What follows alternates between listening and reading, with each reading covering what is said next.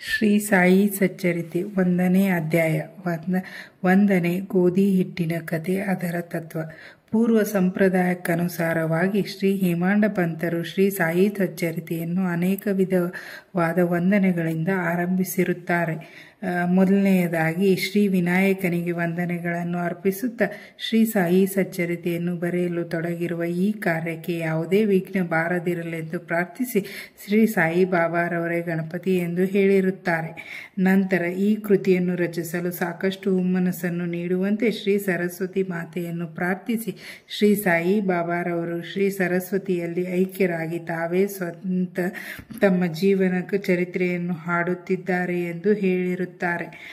ಅನಂತರ ಸೃಷ್ಟಿ, ಸ್ಥಿತಿ ಮತ್ತು ಲಯಗಳಿಗೆ ಕಾರಣವಾಗಿರುವ ತ್ರಿಮೂರ್ತಿಗಳಿಗೆ ವಂದನೆಗಳನ್ನು ಅರ್ಪಿಸಿ ಶ್ರೀ ಸಾಯಿ ಬಾಬಾರವರಲ್ಲಿ ಐಕ್ಯರಾಗಿ ಮತ್ತು ಸದ್ಗುರುವಾಗಿ ಸಂಸಾರ ಸಾರವನ್ನು ಸುಗಮವಾಗಿ ದಾಟಿಸುತ್ತಾರೆ ಎಂದು ಹೇಳುತ್ತಾರೆ.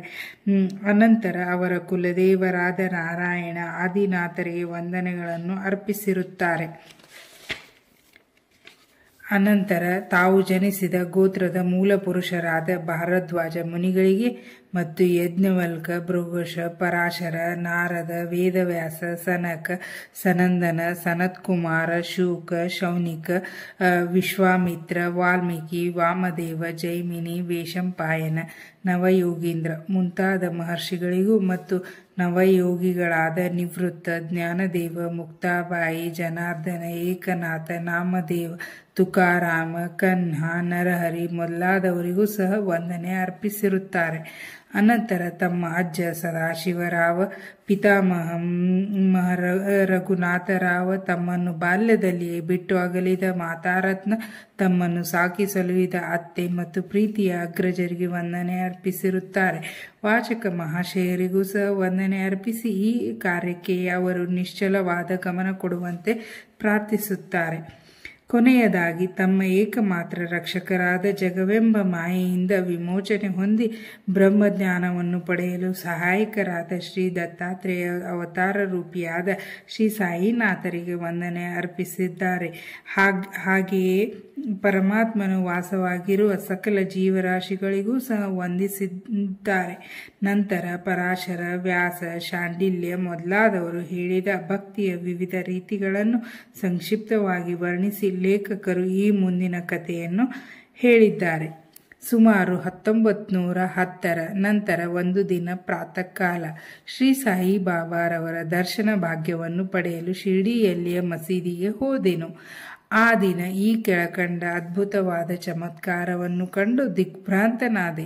ಶ್ರೀ ಸಾಯಿ ಬಾಬಾ ತಮ್ಮ ಮುಖವನ್ನು ತೊಳೆದುಕೊಂಡು ನಂತರ ಗೋಧಿಯನ್ನು ಬೀಸಲು ತಕ್ಕ ಸಿದ್ಧತೆಗಳನ್ನು ಮಾಡಿಕೊಂಡು ಹಿಡಿಹಿಡಿಯಾಗಿ ಗೋಧಿಯನ್ನು ಬೀಸುವ ಕಲ್ಲಿನೊಳಗೆ ಹಾಕಿ ಬೀಸುತ್ತಾ ಕುಳಿತರು.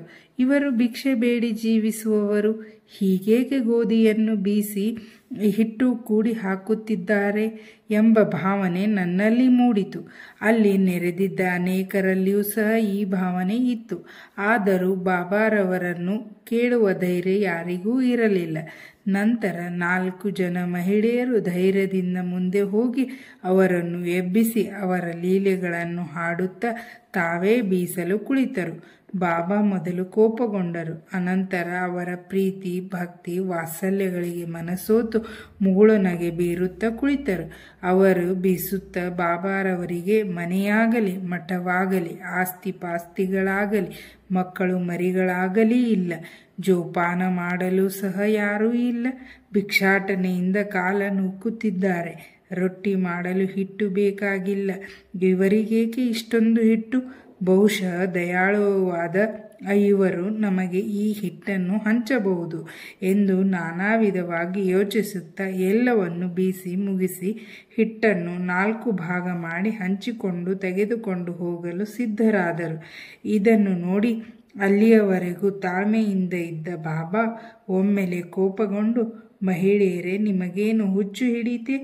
ಯಾರ ಅಪ್ಪನ ಆಸ್ತಿಯೆಂದು ಹಿಟ್ಟು ದೋಚಿಕೊಂಡು ಹೋಗುತ್ತಿದ್ದೀರಿ?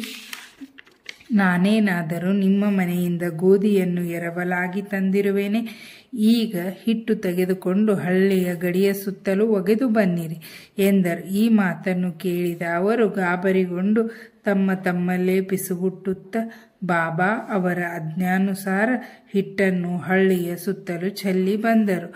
ಆಗ ಬಾಬಾ ಹೀಗೇಕೆ ಮಾಡಿದರು ಎಂದು ಶಿರ್ಡಿ ವಾಸಿಗಳಿಗೆ ಪ್ರಶ್ನಿಸಿದೆ. ಅವರು ಕಾಲರಾ ಅಂಟುಜಾಡ್ಯವು ಹಳ್ಳಿಯಲ್ಲಿ ಹರಡಿದೆ, ಅದಕ್ಕೆ ಇದು ಬಾಬಾರವರ ಚಿಕಿತ್ಸೆ.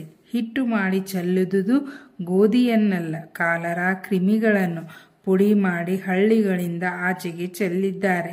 ಇದರಿಂದ ಕಾಲರಾ ಜಾಡ್ಯವು ಕಡಿಮೆಯಾಗಿ ಈಗ ಜನರು ಸುಖವಾಗಿರುತ್ತಾರೆ ಎಂದರು. ಈ ವಿಷಯವನ್ನು ಕೇಳಿ ನಾನು ವಿಸ್ಮಯಗೊಂಡೆ.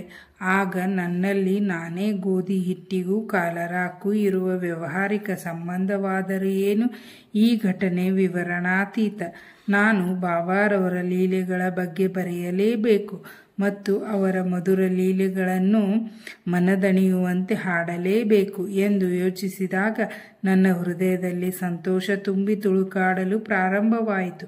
ಈ ರೀತಿ ಸಾಯಿ ಸಚ್ಚರಿತೆ ಬರೆಯಲು ನನಗೆ ಸ್ಫೂರ್ತಿ ಬಂದಿತು. ಬಾಬಾರವರ ಕೃಪಾದೃಷ್ಟಿ ಮತ್ತು ಆಶೀರ್ವಾದದ ಫಲದಿಂದ ಈ ಕೆಲಸ ಯಶಸ್ವಿಯಾಗಿ ಮುಗಿಯಿತು ಎಂಬುದನ್ನು ನಾವು ಬಲ್ಲೆವು. ಬೀಸುವುದರ ತತ್ವ. ಈ ಮೇಲ್ಕಂಡ ಘಟನೆಗೆ ಶಿರ್ಡಿ ನಿವಾಸಿಗಳು ಕೊಟ್ಟ ಅರ್ಥವಲ್ಲದೆ ಈ ಮಹೋನ್ನತ ತತ್ವದರ್ಶನವು ಅದರ ಮತ್ತೊಂದು ಅರ್ಥವಾಗಿದೆ. ಸಾಯಿ ಬಾಬಾ ಶಿರ್ಡಿಯಲ್ಲಿ ಸುಮಾರು 60 ವರ್ಷಗಳ ಕಾಲ ವಾಸಿಸಿದ್ದರು. ಈ ಕಾಲದಲ್ಲಿ ಅವರು ಈ ತರಹದ ಬೀಸುವಿಕೆ ಕಾರ್ಯವನ್ನು ಪ್ರತಿದಿನವೂ ಮಾಡುತ್ತಿದ್ದರು. ಅವರು ಬೀಸುತ್ತಿದ್ದುದು ಬರೀ ಗೋಧಿಯನ್ನಲ್ಲ, ಅಸಂಖ್ಯಾತ ಭಕ್ತರ ಪಾಪಗಳನ್ನು ಮತ್ತು ಅವರ ಮಾನಸಿಕ ಹಾಗೂ ದೈಹಿಕ ಜಿಗುಪ್ಸೆಗಳನ್ನು. ಕಾರಣ, ಈ ಬೀಸುವ ಕಲ್ಲುಗಳು ಕರ್ಮ ಮತ್ತು ಭಕ್ತಿಯನ್ನು ಸೂಚಿಸುತ್ತವೆ. ಮೇಲಿನ ಕಲ್ಲು ಕರ್ಮವನ್ನು, ಕೆಳಗಿನ ಕಲ್ಲು ಭಕ್ತಿಯನ್ನು ಸೂಚಿಸುತ್ತದೆ. ಬೀಸುವ ಕಲ್ಲಿನ ಹಿಡಿಯೇ ಜ್ಞಾನ. ನಮ್ಮನ್ನು ನಾವು ಸಂಪೂರ್ಣವಾಗಿ ಅರಿತುಕೊಳ್ಳಬೇಕಾದರೆ ನಮ್ಮಲ್ಲಿರುವ ಪಾಪ, ಅಸೂಯೆ, ಆಶೆ ಮತ್ತು ಸತ್ವ, ರಜಸ್ಸು, ತಮೋಗುಣಗಳನ್ನು, ಅಹಂಕಾರವನ್ನು ಬೀಸುವುದರಿಂದ ಹೊರದೂಡಬೇಕು. ಆಗ ನಮಗೆ ಅರಿವು ಉಂಟಾಗುವುದು ಎಂಬುದೇ ಬಾಬಾರವರ ಸ್ಪಷ್ಟವಾದ ಸಂದೇಶ. ಬೀಸುವ ಕಲ್ಲಿನಲ್ಲಿ ಸಿಕ್ಕ ಕಾಳುಗಳಂತೆ ಈ ಭವಚಕ್ರದಲ್ಲಿ ಸಿಕ್ಕು ನಾನು ವೇದನೆಯನ್ನು ಅನುಭವಿಸಬೇಕಾಗಿದ್ದರಿಂದ ನಾನು ಅಳತೊಡಗಿದ್ದೇನೆ ಎಂದು ಒಮ್ಮೆ ಕಬೀರರು ಕಾಳು ಬೀಸುತ್ತಿದ್ದ ಒಬ್ಬ ಮಹಿಳೆಯನ್ನು ನೋಡಿ ತಮ್ಮ ಗುರುಗಳಾದ ನಿಪತಿ ರಂಜನರಿಗೆ ಹೇಳಿದರು. ಆಗ ನಿಪತಿ ರಂಜನರು, ಅಂಜಬೇಡ, ನಾನು ಹಿಡಿದಂತೆ ನೀನು ಸಹ ಈ ಚಕ್ರಕ್ಕೆ ಇರುವ ಜ್ಞಾನವೆಂಬ ಮೇಟಿಯನ್ನು ಭದ್ರವಾಗಿ ಹಿಡಿದುಕೋ. ಅದರಿಂದ ಅತ್ತಿತ್ತ ದೂರ ಹೋಗಬೇಡ, ಅಂತರ್ಮುಖಿಯಾಗು, ಅಂದರೆ ನಿನಗೆ ಖಚಿತವಾಗಿ ಕಲ್ಯಾಣವಾಗುತ್ತದೆ ಎಂದು ಕಬೀರರಿಗೆ ಉಪದೇಶಿಸಿದ ಕಥೆಯು ಈ ಮೇಲಿನ ಘಟನೆಯಿಂದ ನಮ್ಮ ಜ್ಞಾಪಕಕ್ಕೆ ಬರುತ್ತದೆ. ಶ್ರೀ ಸಾಯಿ ಪ್ರಣಾಮ. ಇಲ್ಲಿಗೆ 1ನೇ ಅಧ್ಯಾಯ ಮುಕ್ತಾಯವಾಯಿತು.